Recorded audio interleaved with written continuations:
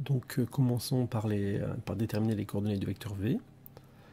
Donc A est égal à le vecteur, donc accélération est égal à dv sur dt, au vecteur dv sur dt. Donc du coup, les coordonnées donc, du vecteur V sont des primitives des coordonnées du vecteur A. Donc on va intégrer les coordonnées de A pour déterminer celles de V.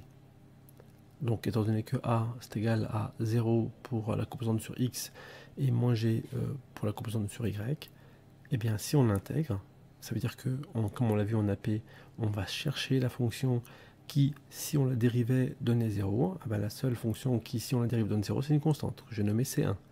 De même ici, quelle est la fonction qui peut donner une constante? C'est une fonction affine, donc moins GT plus C2. Donc il va falloir qu'on détermine C1 et C2 grâce aux conditions initiales.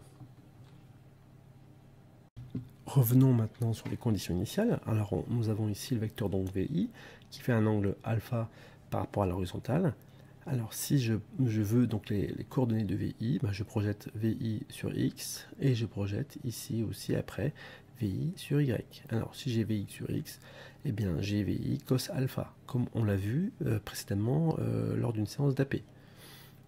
Et également ici, j'ai ici donc la composante sur Y, VI est égal à VI sinus alpha.